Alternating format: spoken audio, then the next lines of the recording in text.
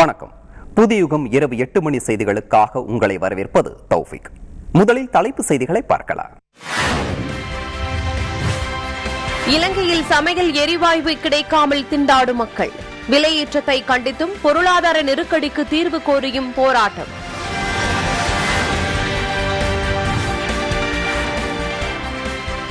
Ukraine போர் குறித்து துருக்கி அதிபர் ஜெலன்ஸ்கியுடன் தொலைபேசியில் ஆலோசனை. தற்போதைய நிலவரம் குறித்து விவாதித்ததாக தகவல்.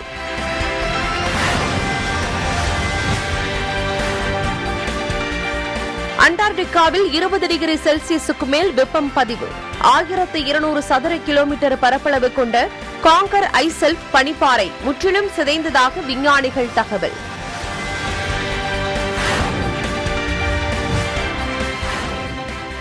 டெல்லியில் அடுத்த 5 ஆண்டுகளில் 20 லட்சம் வேலைவாய்ப்புகள் உருவாக்கப்படும். ஆம் ஆத்மி அரசு நிதிநிலை அறிக்கையில் தகவல்.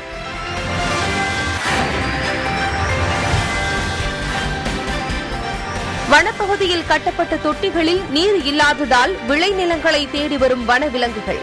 தொட்டிகளில் நீர் நிறைத்து விலங்குகள் விளைநிலங்களுக்குள் வருவதை தடுக்க விவசாயிகள் கோரிக்கை.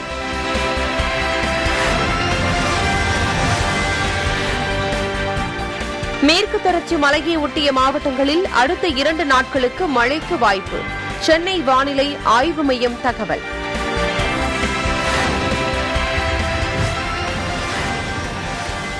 தனியார் மருத்துவமனைக்கு நிகராக மாறிவரும் குன்னூர் அரசு லாலி மருத்துவமனை.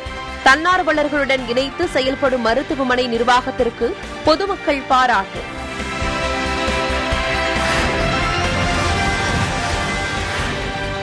தமிழகத்தில் 60 கிலோமீட்டர் தூரத்திற்குட்பட்ட பகுதிகளில் உள்ள சுங்கச்சாவடிகளை அகற்ற நடவடிக்கை.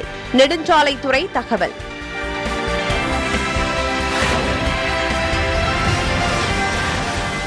ராமேஸ்வரம் பேருந்து நிலையத்திற்கு முன்பாக மீனவர்கள் ஆர்ப்பாட்டம்.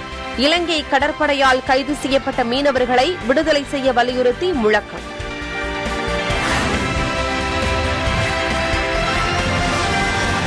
சென்னை வேளச்சேரியில் 90 சவரன் நகை கொள்ளையடிக்கப்பட்ட வழக்கு. 50 சிசிடிவி காட்சிகளை வைத்து கோவையில் குற்றவாளியை கைது செய்த காவல்துறை.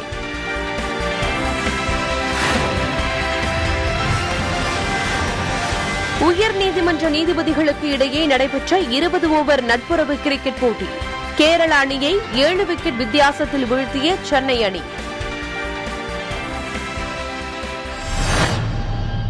இலங்கையில் சமையல் எரிவாயு கிடைக்காமல் மக்கள் திண்டாடி வருகின்றனர்.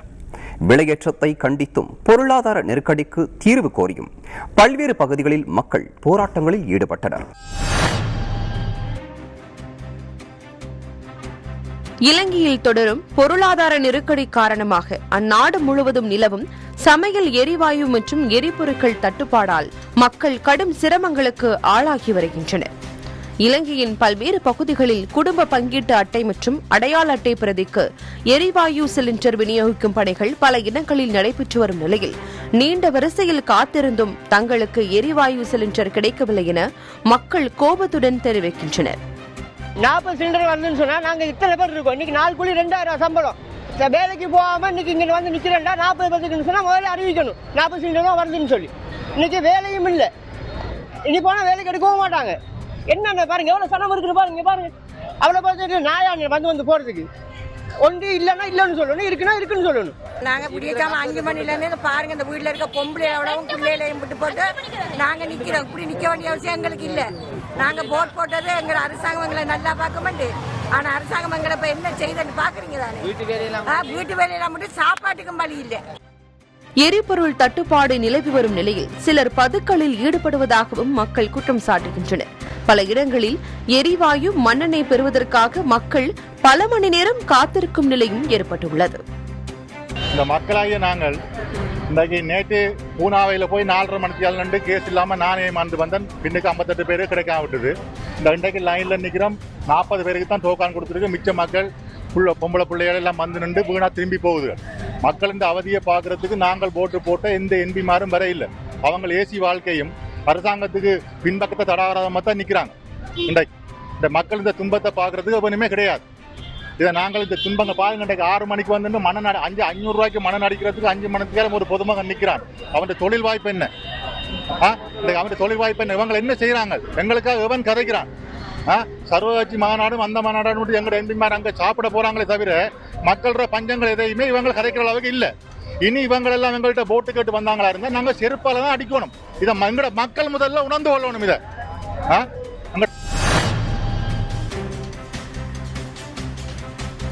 இலங்கையில் அத்தியாவசிய பொருட்களின் விலையேற்றத்தை கண்டித்தும் பொருளாதார நெருக்கடிக்கு தீர்வு காண கோரியும் தமிழ் தேசிய மக்கள் முன்னணி சார்பில் யாழ்ப்பாணத்தில் போராட்டம் நடைபெற்றது. உக்ரைன் மீதான ரஷ்யாவின் தாக்குதல் தொடங்கி இன்றுடன் 31 நாட்கள் நிறைவடையும் நிலையில் 2 நாடுகளின் நிலைப்பாடு என்ன பார்க்கலாம். உக்ரைன் மீது ரஷ்யா 31வது நாளாக போர் தொடுத்து வருகிறது.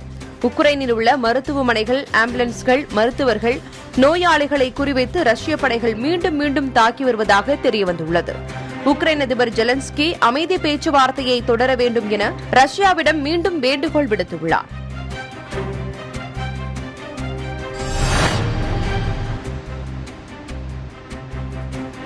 உக்ரைன் போர் குறித்து துருக்கி அதிபர் ஜெலன்ஸ்கியுடன் தொலைபேசியில் ஆலோசனை நடத்தியதாகவும் தற்போதைய நிலவரம் குறித்து விவாதித்ததாக தெரியவந்துள்ளது. இதுகுறித்து துருக்கி அதிபர் அலுவலகம் அறிக்கை வெளியிட்டுள்ளது. உக்ரைனின் நிலைமை மற்றும் மாஸ்கோவிற்கும் கீவுக்கும் இடையேயான பேச்சுவார்த்தைகள் குறித்தும் விவாதிக்கப்பட்டதாகவும் தெரிவிக்கப்பட்டுள்ளது.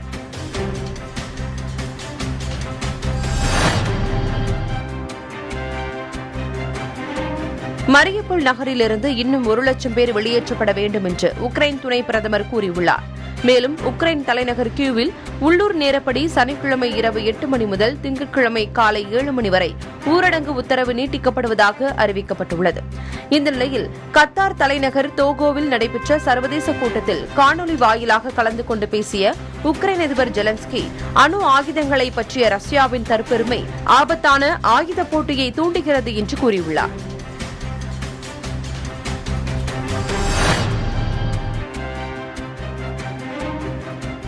உக்ரைன் மீது ரஷ்யா தாக்குதல் தொடங்கிய நாள் முதல் 134 சிறுவர்கள் கொல்லப்பட்டுள்ளனர் எனவும் 184 பேர் காயமுற்றனர் எனவும் இதில் சிலர் ஆபத்தான நிலையில் இருப்பதாகவும் உக்ரைன் அரசு கூறியுள்ளது. போரால் பலர் ஜெர்மனியில் தஞ்சமடைந்துள்ள உக்ரைன் நாட்டினருக்காக போப் பிரான்சிஸ் சிறப்பு பிரார்த்தனை நடத்தினார். இதில் பிஷப்புகள், தூதர்கள், பக்தர்கள் என 3500 பேர் பிரார்த்தனையில் கலந்து கொண்டனர். பருவநிலை மாற்றம் காரணமாக புவியின் சராசரி வெப்பம் அதிகரித்துக் கொண்டே வருகிறது. கோடை வெயிலை சமாளிக்க முடியவில்லை என நாம் கூறி வரும் இதே வேளையில் பனி பிரதேசமான அண்டார்டிகாவில் வெப்பம் எவ்வளவு தெரியுமா? 20 டிகிரி செல்சியஸை தாண்டி உள்ளது. ஒப்பிட்டு பார்க்க வேண்டும் என்றால் சென்னையில் இரவு நேரங்களில் தற்போது 27 டிகிரி செல்சியஸ் வெப்பம் பதிவாகி வருகிறது. அண்டார்டிகாவில் உருகி வரும் பனிப்பாறைகளால் உலகம் சந்திக்க போகும் அபாயம் ஏராளம் என்கின்றனர் விஞ்ஞானிகள். கிழக்கு அண்டார்டிகா பகுதியில் உள்ள பனிப்பாறைகள் கடந்த 1 மாதமாக அதீத வெப்பம் காரணமாக மிக வேகமாக உருகி வருவதாக ஆராய்ச்சியாளர்கள் தெரிவித்துள்ளனர். கிழக்கு அண்டார்டிகா பகுதியில் மார்ச் மாதத்தில் 40 டிகிரி செல்சியஸ் வெப்பம் பதிவாகியுள்ளதாக தெரிவிக்கும் விஞ்ஞானிகள் இதன் காரணமாக சுமார் 1200 சதுர கிலோமீட்டரில் பனிப்பாறைகள் உருகியுள்ளதாக தெரிவித்துள்ளனர். இதுபோன்ற பனிப்பாறைகள் உருவாக பல 100 ஆண்டுகள் ஆகும் என விஞ்ஞானிகள் தெரிவித்துள்ளனர்.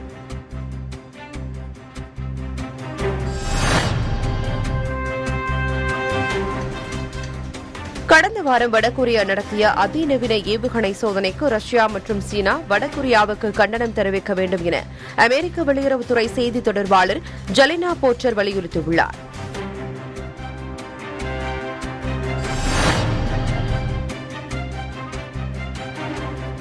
பிலிப்பைன்ஸில் தாழ் எரிமலை புகை மற்றும் சாம்பலை வெளியிட்டு வருவதால் ஆயிரக்கணக்கான மக்கள் பாதுகாப்பான இடங்களுக்கு வெளியேற்றப்பட்டுள்ளனர். தலைநகர் மணிலாவில் இருந்து 70 கிலோமீட்டர் தொலைவில் அமைந்துள்ள டால் எரிமலை திடீரென புகை மற்றும் சாம்பலை வெளியிட்டு வருகிறது.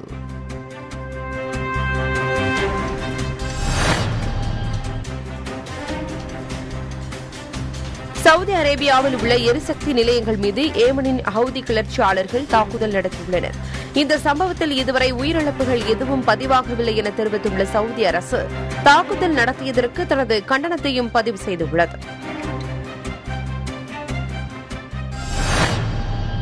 அடுத்ததாக தேசிய செய்திகளை பார்க்கலாம். டெல்லியில் அடுத்த 5 ஆண்டுகளில் 20 லட்சம் வேலை வாய்ப்புகள் உருவாக்கப்படும் என ஆம் ஆத்மி அரசு தனது நிதிநிலை அறிக்கையில் தெரிவித்துள்ளது. டெல்லி நிதி அமைச்சர் மணீஷ் சிசோடியா 2022-23 நிதி ஆண்டிற்கான நிதிநிலை அறிக்கையை தாக்கல் செய்தார்.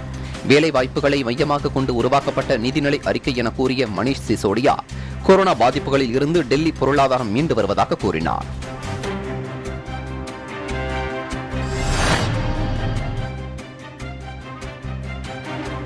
நாடு முழுவதும் 100 சைனிக் பள்ளிகளை அமைப்பதற்கான பணிகளை முன்னெடுத்திருப்பதாக மத்திய அரசு தெரிவித்துள்ளது. பெரம்பலூர் நாடாளுமன்ற உறுப்பினர் பாரிவேந்தர் மாநில அரசுகள் மற்றும் தனியாரின் பங்களிப்போடு சைனிக் பள்ளிகளை அமைக்கும் திட்டம் உள்ளதா என மக்களவையில் கேள்வி எழுப்பியிருந்தார். இதற்கு பாதுகாப்புத்துறை இணையமைச்சர் அஜய் பாட் அளித்துள்ள எழுத்துப்பூர்வ பதிலில் நாடு முழுவதும் 100 சைனிக் பள்ளிகளை அமைக்கும் பணிகள் முன்னெடுக்கப்பட்டுள்ளதாக கூறியுள்ளார்.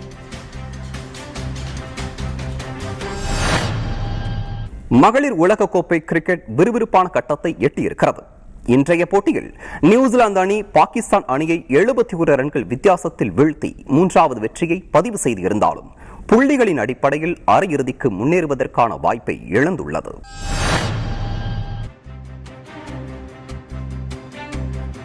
மகளிர் உலகக்கோப்பை கிரிக்கெட் போட்டியில் நியூசிலாந்து அணி பாகிஸ்தானை 71 ரன்கள் வித்தியாசத்தில் வீழ்த்தி வெற்றி பெற்றது. மகளிர் உலகக்கோப்பை கிரிக்கெட் போட்டிகள் நியூசிலாந்தில் நடைபெற்று வருகிறது. இதில் இன்று நடைபெற்ற 26வது லீக் போட்டியில் நியூசிலாந்து அணியும் பாகிஸ்தான் அணியும் மோதின. இப்போட்டியில் டாஸ் வென்ற பாகிஸ்தான் அணி பந்து வீச்சை தேர்வு செய்தது. அதன்படி களமிறங்கிய நியூசிலாந்து பெண்கள் அணி 50 ஓவர்கள் முடிவில் 8 விக்கெட் இழப்பிற்கு 265 ரன்கள் எடுத்தது. இதையடுத்து 266 ரன்கள் எடுத்தால் வெற்றி என்ற இலக்குடன் களமிறங்கிய பாகிஸ்தான் அணியால் 50 ஓவர்கள் முடிவில் 9 விக்கெட் இழப்பிற்கு 194 ரன்கள் மட்டுமே எடுக்க முடிந்தது. இதனால் நியூசிலாந்து அணி 71 ரன்கள் வித்தியாசத்தில் அபார வெற்றி பெற்றது. தனியார் மருத்துவமனைக்கு நிகராக குன்னூர் அரசு லாலி மருத்துவமனையை மாற்றி வரும் தன்னார்வலர்களின் முயற்சிக்கு பாராட்டுகள் குவிந்து வருகின்றன. நீலகிரி மாவட்டம் குன்னூரில் 1902ஆம் ஆண்டு கட்டப்பட்ட அரசு லாலி மருத்துவமனையில் தன்னார்வலர்களின் பங்களிப்புடன் பல்வேறு வளர்ச்சிப் பணிகள் தொடர்ந்து நடைபெற்று வருகின்றன. குறிப்பாக இங்குள்ள குழந்தைகள் சிகிச்சை பிரிவு பல லட்சம் ரூபாய் செலவில் நவீனமயமாக்கப்பட்டுள்ளது. ஆக்சிஜன் உற்பத்தி கலனும் தனியார் பங்களிப்புடன் அமைக்கப்பட்டுள்ளது. கேஷுவல்டி டிபார்ட்மெண்ட்டை ஃபுல்லாக ரீஃபர்பிஷ் பண்ணி ஹேண்ட் ஓவர் பண்ணோம். அப்புறம் oxygen plant 500 LPM oxygen plant அது ஃபர்ஸ்ட் நம்ம டிஸ்ட்ரிக்ட்க்கு வந்தது. நீலகிரி மாவட்டத்தின் மலைப்பாங்கான குறுகிய சாலைகளை கருத்தில் கொண்டு தனியார் அமைப்புகளை ஒன்றிணைத்து 6 மினி ஆம்புலன்ஸ்கள் மருத்துவமனைக்கு வழங்கப்பட்டுள்ளது. பெரிய வாகனங்கள் போகக்கூடாத இடத்துலலாம் ஆட்டோ ஆம்புலன்ஸை கொடுத்தது மாத்திரமல்ல, இப்போ வந்துட்டு ஆக்சிஜன் பிளான் ஒன்று கொடுத்துருக்காங்க. அதோடு கூட வந்துட்டு சில்ட்ரன் வார்டுக்காக நல்ல ப்ரைவேட்டுக்கு ஒத்த மாதிரி வந்துக்கிட்டு இன்றைக்கி கொடுத்துருக்கிறத பார்த்தா ரொம்ப ஆச்சரியப்படத்தக்க விஷயம்.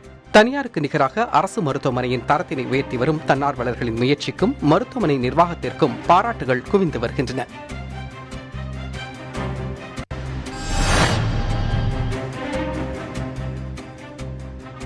சென்னை வேளச்சேரியில் 90 சவர நகை கொள்ளை போன வழக்கில் 50க்கும் மேற்பட்ட சிசிடிவி காட்சிகள் அடிப்படையில் கொள்ளையனை கோவையில் துப்பாக்கி முனையில் போலீசார் கைது செய்துள்ளனர். கொள்ளையனிடமிருந்து 52 சவரன் தங்க நகை மற்றும் 4.5 லட்சம் ரூபாய் பணம் ஆகியவற்றை போலீசார் பறிமுதல் செய்தனர்.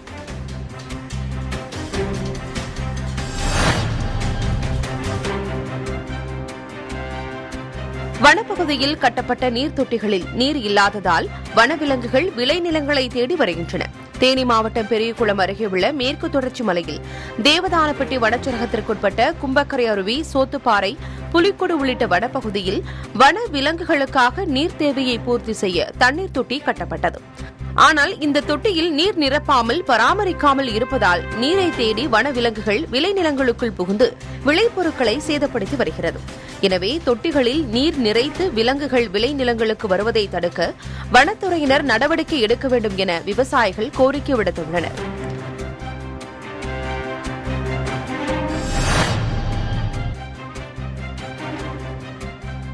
குன்னூர் அருகே தேயிலை தோட்டத்தில் குட்டிகளுடன் முகாமிட்டுள்ள 9 காட்டு யானைகளை விரட்டும் பணியில் வனத்துறையினர் தீவிரம் காட்டி வருகின்றனர். நீலகிரி மாவட்டம் குன்னூர் அருகே உள்ள கரும்பாலம் பகுதியில் வனப்பகுதியை ஒட்டியுள்ள தனியார் தேயிலை தோட்டத்தில் 9 யானைகள் முகாமிட்டுள்ளது. இந்த யானை கூட்டம் கடந்த சில நாட்களாக மலைப்பகுதி, ரயில் பாதை, சாலைகள், குடியிருப்புகள் ஆகிய பகுதிகளில் உலா வந்து பொதுமக்களை அச்சுறுத்தி வந்த நிலையில் தனியார் தேயிலை எஸ்டேட் பகுதியில் முகாமிட்டுள்ளது. இங்கு முகாமிட்டுள்ள யானை கூட்டத்தை அடர்ந்த வனப்பகுதிக்குள் விரட்ட வனத்துறை தீவிரம் காட்டி வருகின்றனர்.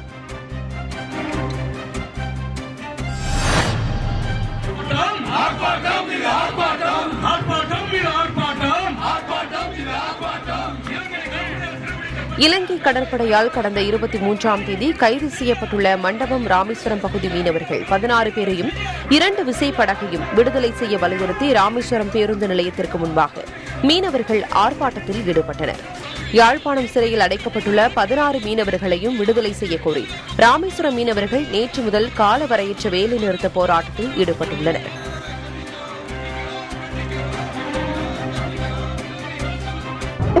என் குடும்பத்தில் என் பிள்ளைதான் எனக்கு உலகமே.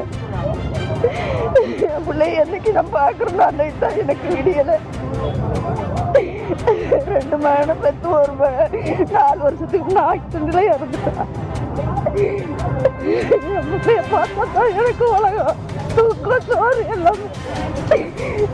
எங்க பிள்ளையில உயிரை கையில வச்சுக்கிட்டு கடல்ல போகுது. எங்க பிள்ளைய கரை வர வரைக்கும் நாங்களும் உயிரை கையில விடுத்துக்கிட்டு தான் இருக்கோம். இந்த நிலைமை எங்களுக்கு முழுசா மாறணும்.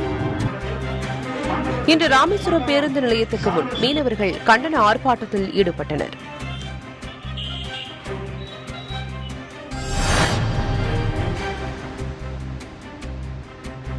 மத்திய தொழிற்சங்கங்கள் சார்பில் வருகின்ற 28 மற்றும் 29ஆம் தேதி நாடு தழுவிய பொது வேலை நிறுத்த போராட்டத்திற்கு அழைப்பு விடுக்கப்பட்டுள்ளது. பொது வேலை நிறுத்த போராட்டம் குறித்து ஆலோசனைக் கூட்டம் திருப்பூர் ஊத்துக்குளி சாலையில் உள்ள இந்திய கம்யூனிஸ்ட் கட்சி அலுவலகத்தில் நடைபெற்றது.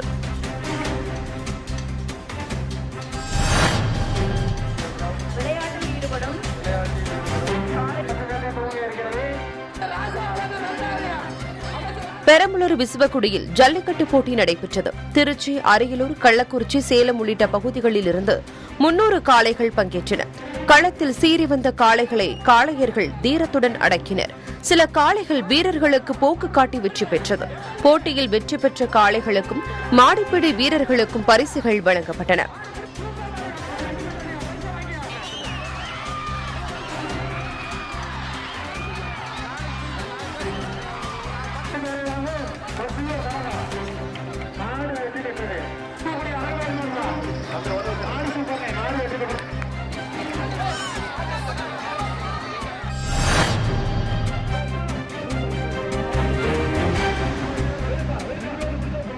தஞ்சை மாவட்டம் ரெட்டிப்பாளையத்தில் மாபெரும் ஜல்லிக்கட்டு போட்டி நடைபெற்றது.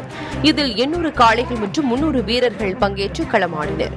ஜல்லிக்கட்டு போட்டியில் காளைகளை அடக்கி வெற்றி பெற்ற வீரர்களுக்கு அண்டா, கட்டில், சேர் உள்ளிட்ட ஏராளமான பரிசுகள் வழங்கப்பட்டன.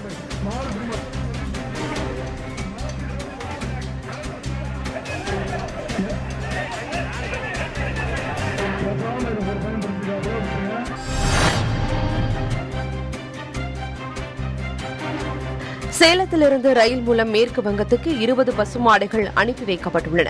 சரக்கு போக்குவரத்து மூலம் வருவாயை அதிகரிக்கும் நோக்கத்தோடு சேலம் ரயில்வே கோட்டத்தில் ரயில்களில் அறுவடை இயந்திரங்கள், பால் பாக்கெட்டுகள் உள்ளிட்டவைகள் அனுப்பப்பட்டு வருகின்றன.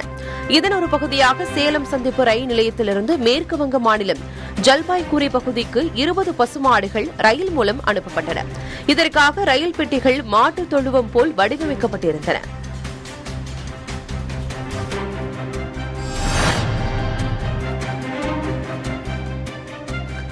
தக்காளி விலை கடும் வீழ்ச்சியால் திண்டுக்கல் மாவட்டம் பழனி பகுதி விவசாயிகள் பெரும் கவலையடைந்துள்ளனர். இப்பகுதியில் கடந்த சில மாதங்களுக்கு முன்பு அதிக விலைக்கு விற்பனையாகி வந்த தக்காளியின் விலை படிப்படியாக குறைந்து தற்போது 1 கிலோ 5 ரூபாய்க்கு விற்பனையாகிறது. இதனால் விவசாயிகள் தக்காளிகளை பறிக்காமல் செடியிலேயே விட்டுள்ளனர்.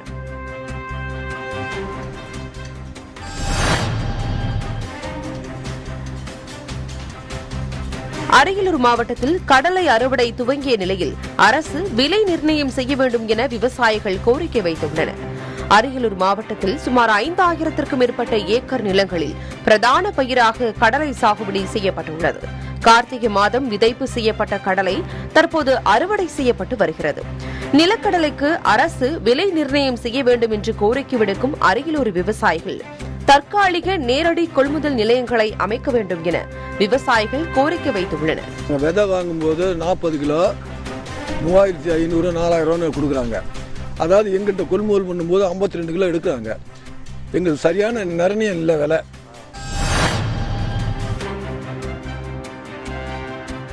புதுக்கோட்டையில் பொதுமக்கள் போலீசாரிடையே நல்லுறவை ஏற்படுத்தும் வகையில் காவல்துறை சார்பில் பல்வேறு முயற்சிகள் மேற்கொள்ளப்பட்டு வருகின்றன. அதன் ஒரு பகுதியாக பொதுமக்களுக்கும் போலீசாருக்கும் இடையில் கிரிக்கெட், வாலிபால், இறகுப்பந்து உள்ளிட்ட போட்டிகள் நடத்த திட்டமிடப்பட்டு இன்று மன்னர் கல்லூரி மைதானத்தில் கிரிக்கெட் போட்டி நடைபெற்றது.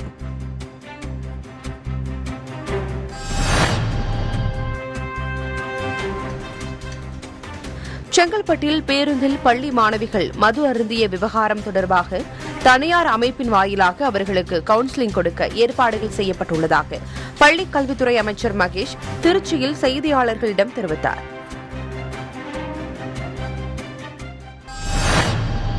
பொது இடங்களில் கழிவறை போதுமான அளவு இல்லாத சூழலில் ஏற்கனவே புழக்கத்தில் இருக்கும் 1-2 கழிவறைகளும் மக்கள் பயன்படுத்தும் வகையில் இல்லை என்பதே நிதர்சனம்.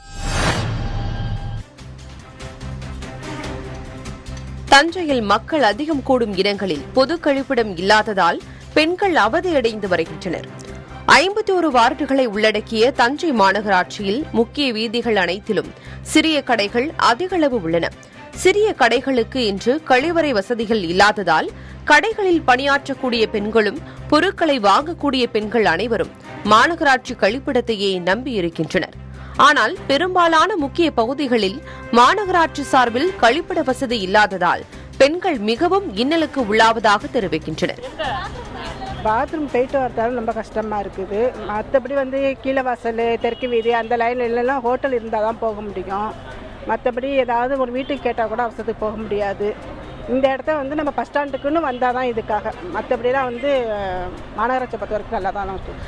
இதுகுறித்து தஞ்சை மாநகராட்சி மேயர் சன் ராமநாதனிடம் கேட்டபோது தஞ்சை மாநகராட்சியில் போதுமான வசதி இல்லாமல் பராமரிப்பு இல்லாமல் உள்ள கழிப்பிடங்களை பராமரிப்பதற்காக நடவடிக்கை எடுக்கப்பட்டு வருவதாகவும், மேலும் பெண்களுக்காக கழிப்பிடம் கட்ட திட்டம் வரையறுக்கப்பட்டு உள்ளதாகவும் 4 நவீன கழிப்பிடங்கள் 3 மாதத்தில் செயல்பாட்டிற்கு வரும் எனவும் தெரிவித்தார்.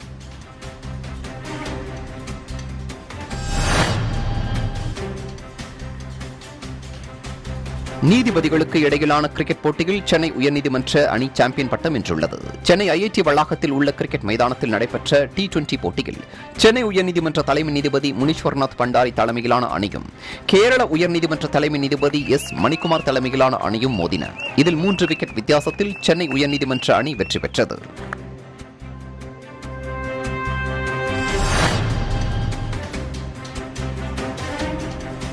தமிழகத்தில் 60 கிலோமீட்டர் தூரத்திற்குட்பட்ட பகுதிகளில் உள்ள சுங்கச்சாவடிகளை அகற்றுவது குறித்து கணக்கெடுக்க தமிழக நெடுஞ்சாலைத்துறை தலைமை பொறியாளருக்கு உத்தரவு பிறப்பிக்கப்பட்டுள்ளதாக தமிழக நெடுஞ்சாலைத்துறை அமைச்சர் ஏவா வேலு நாகர்கோவிலில் செய்தியாளர்களிடம் தெரிவித்தார். மத்திய நெடுஞ்சாலைத்துறை அமைச்சர் நிதின் கட்கரி 60 கிலோமீட்டர் தூர பகுதிக்குள் சுங்கச்சாவடிகளில் இனி இருக்காது என்று நாடாளுமன்றத்தில் அறிவித்ததன் அடிப்படையில் தமிழகத்தில் 60 கிலோமீட்டர் தூரத்திற்குள் எத்தனை சுங்கச்சாவடிகள் உள்ளன என்பதை கண்டறிந்து அறிக்கை தயாரிக்கப்பட்டு மத்திய அரசுக்கு அனுப்பப்படும் என தெரிவித்தார்.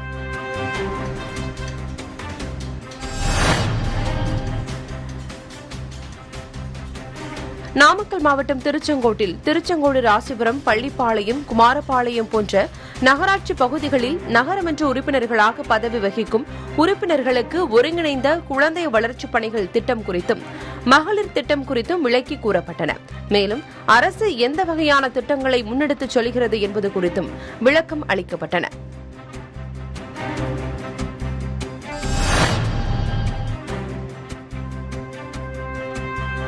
வேலூரில் எலக்ட்ரிக் ஸ்கூட்டர் வெடித்து தீப்பிடித்ததால் வீட்டிற்குள் இருந்த தந்தை மகள் மூச்சு திணறி உயிரிழந்துள்ளனர். இரவு முழுவதும் சார்ஜில் இருந்ததால் பைக்கின் பேட்டரி வெடித்து வாகனம் தீப்பற்றி எரிந்துள்ளது.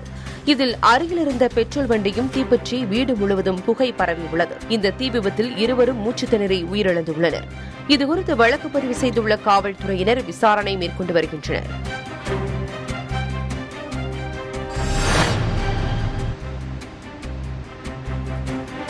கடலூர் மாவட்டம் தீட்டக்குடியில் விபத்து ஒன்றில் உயிரிழந்த குரங்கு ஒன்றின் குட்டிகளை குழந்தை போல வளர்த்து வருகிறார் சுதா என்கிற பெண்மணி. சாலையோரத்தில் வியாபாரம் செய்து பிழைப்பு நடத்தும் அவர் 2 குரங்கு குட்டிகளுக்கு துணி அணிவித்து பொட்டு வைத்து அன்புடன் பராமரித்து வருகிறார்.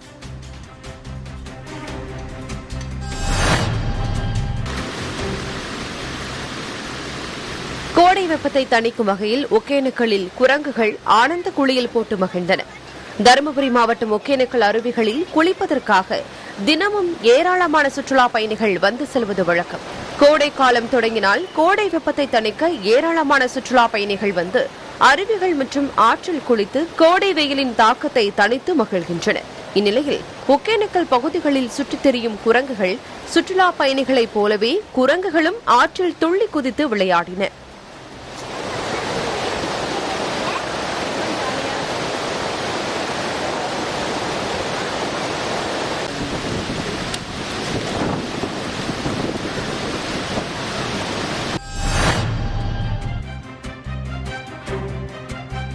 மதுரை மாவட்ட நிர்வாகமும் தனியார் தன்னார்வ அமைப்பும் ஒருங்கிணைந்து பொருளாதாரத்தில் பின்தங்கிய மாணவ மாணவியர்களுக்கான இந்திய குடியியல் பணி தேர்வுகளுக்கான இலவச பயிற்சி மையம் தொடங்கியுள்ளனர்.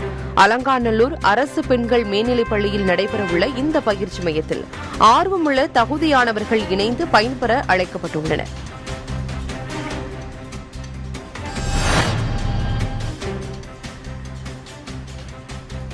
கன்னியாகுமரி மாவட்டம் குளச்சல் கடற்கரையில் 75வது சுதந்திர தின அமுத பெருவிழா நடைபெற்றது.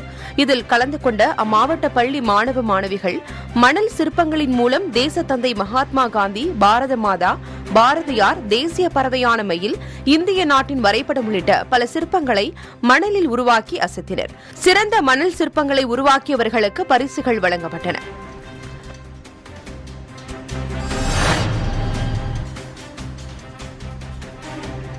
இளம் தொழில் முனைவோரை ஊக்குவிக்கும் விதமாக கற்றாழை குளிர்பானத்தின் தொழில் வாய்ப்பு முகாம் கோவையில் தொடங்கியுள்ளது. கடந்த 2 வருடங்களாக அனைத்து தரப்பினருக்கும் ஏற்ற வகையில் கற்றாழை குளிர்பான தயாரிப்பு நிறுவனம் செயல்பட்டு வருகிறது. இளம் தொழில் முனைவோரால் செயல்பட்டு வரும் இந்த நிறுவனத்தின் குளிர்பானத்தை பேன் இந்தியா பிராண்டாக சந்தைப்படுத்துவதை குறிக்கோளாக கொண்டு தீவிரமாக செயல்பட்டு வருகிறது. அந்த வகையில் அனைத்து தரப்பினரையும் தொழில் முனைவோர்களாக ஆக்கும் வகையில் மாவட்டங்களின் பின்கோடுகளின் அடிப்படையில் பின்கோட் டிஸ்ட்ரிபியூட்டர் எனப்படும் புதிய பரிமாணத்தை அறிமுகப்படுத்தியுள்ளனர். தமிழ்நாடு முழுவதும் இருக்கிற அனைத்து பின்கோடுகளுக்கும் ஒரு பிஸ்னஸ் அசோசியேட்டு தொழில் முனைவோரை உருவாக்குறோம் என்ற ஒரு நோக்கத்தில் இந்த கேம்பெயின் அவங்க ஆர்கனைஸ் பண்ணியிருக்கோம்.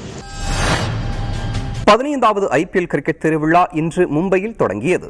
முதல் ஆட்டத்தில் 4 முறை சாம்பியனும் நடப்பு சாம்பியனுமான சென்னை சூப்பர் கிங்ஸும் 2 முறை சாம்பியனுமான கொல்கத்தா நைட் ரைடர்ஸ் அணியும் மோதுகின்றன.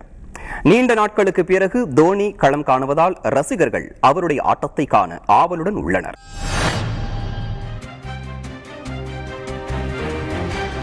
பதினைந்தாவது ஐபிஎல் கிரிக்கெட் தொடரின் முதல் போட்டியில் சென்னை கொல்கத்தா அணிகள் விளையாடி வருகின்றன. மும்பையில் நடைபெற்று வரும் இந்த போட்டியில் டாஸ் வென்ற கொல்கத்தா நைட் ரைடர்ஸ் கேப்டன் பந்துவீச்சை தேர்வு செய்தார். அதன்படி சென்னை சூப்பர் கிங்ஸ் முதலில் பேட்டிங் செய்து வருகிறது.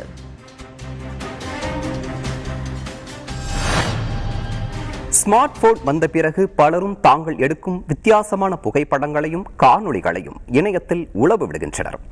சில காட்சிகள் சமூக வலைதளங்களில் வைரலாகி வருகிறது.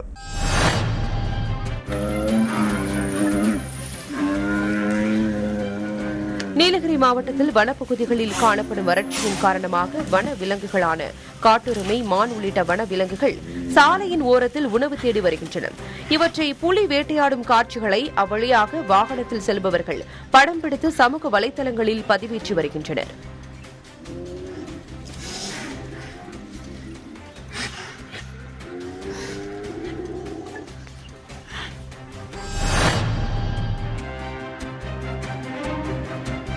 திருப்பூர் திருப்பூர் வனக்கோட்டம் திருப்பூர் வனச்சரகத்திற்கு உட்பட்ட அம்மாபாளையம் பகுதியில் கடந்த ஜனவரி 27ஆம் தேதி புலி தாக்கிய ராஜேந்திரன் என்பவருக்கு ஆனைமலை புலிகள் காப்பக வன அதிகாரிகள் 50,100 ரூபாய்க்கான காசோலையை வழங்கினர்.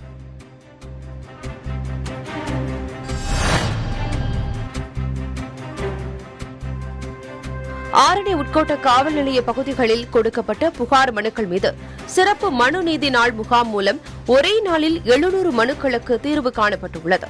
திருவண்ணாமலை மாவட்டம் ஆரணி நகரில் திருவண்ணாமலை மாவட்ட காவல் கண்காணிப்பாளர் உத்தரவின் பேரில் ஆரணி உட்கோட்ட காவல் நிலைய பகுதிகளில் சிறப்பு மனு நீதி நாள் முகாம் நடைபெற்றது. இதன்படி நில அபகரிப்பு, சொத்து தகராறு, குடும்ப பிரச்சினை என பல்வேறு பிரிவுகளின் கீழ் கொடுக்கப்பட்ட சுமார் 700 மனுக்கள் மீது ஒரே நாளில் நடவடிக்கை எடுக்கப்பட்டது.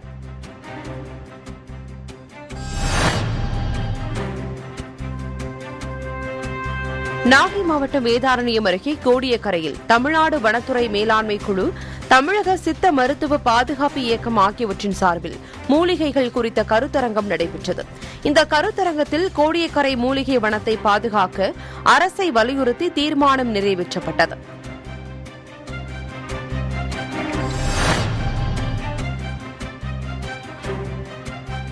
தருமபுரி அரசு கலை கல்லூரி கலையரங்கில் தேசிய சித்த மருத்துவ நிறுவனம் மற்றும் மத்திய ஆயுஷ் அமைச்சகம் சார்பில் இலவச சித்த மருத்துவ முகாம் மற்றும் மூலிகை செடிகள் வழங்கும் நிகழ்ச்சி நடைபெற்றது.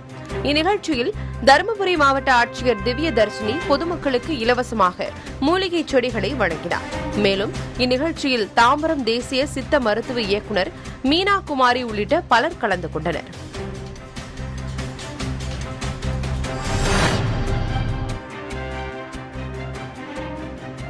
மயிலாடுதுறையில் நடைபெற்ற வருமான வரி மற்றும் ஜிஎஸ்டி வரி குறித்த பயிற்சி வகுப்பில் மாநிலம் முழுவதிலும் இருந்து 100க்கும் மேற்பட்ட வருமான வரி மற்றும் ஜிஎஸ்டி வரி பயிற்சியாளர்கள் மற்றும் கணக்காளர்கள் பங்கேற்றனர். பயிற்சி வகுப்பில் வருமான வரி மற்றும் ஜிஎஸ்டியில் கொண்டுவரப்பட்டுள்ள மாற்றங்கள் குறித்து நிபுணர்கள் விளக்கமளித்தனர்.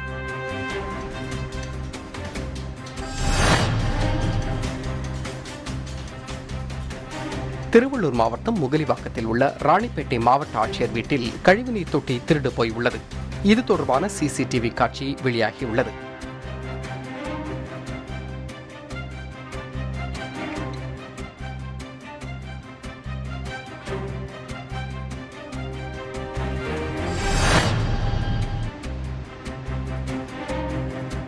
தூத்துக்குடி மாவட்டம் கோவில்பட்டி அருகே உள்ள கொப்பம்பட்டி பகுதியில் போலீசார் நடத்திய விசாரணையில் பிடிப்பட்ட ஒருவர் தாம் கள் இறக்கி விற்க அந்த சரகத்திற்குட்பட்ட காவலருக்கு மாதந்தோறும் லஞ்சம் கொடுத்து வருவதாக தெரிவித்துள்ளார். இது தொடர்பான வீடியோ வெளியாகி சர்ச்சையாகியுள்ளது.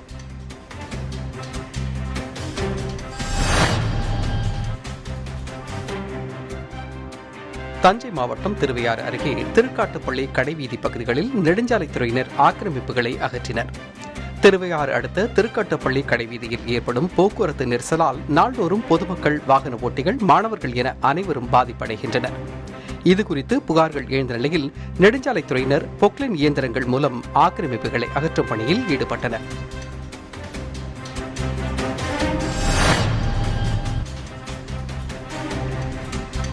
தென்காசி மாவட்டம் சங்கரன்கோவில் அருகே திருவேங்கடம் பேரூராட்சி தலைவராக மதிமுகவைச் சேர்ந்த பாலமுருகன் போட்டியின்றி தேர்வு செய்யப்பட்டார். வெற்றி பெற்ற திமுக வேட்பாளர் தனது பதவியை ராஜினாமா செய்ததை அடுத்து புதிய தலைவர் தேர்ந்தெடுக்கப்பட்டுள்ளார். இத்துடன் இந்த செய்தி தொகுப்பு நிறைவடைகிறது. புதிய யுகத்தின் அடுத்த செய்தி தொகுப்பு நாளை காலை 8 மணிக்கு. வணக்கம்.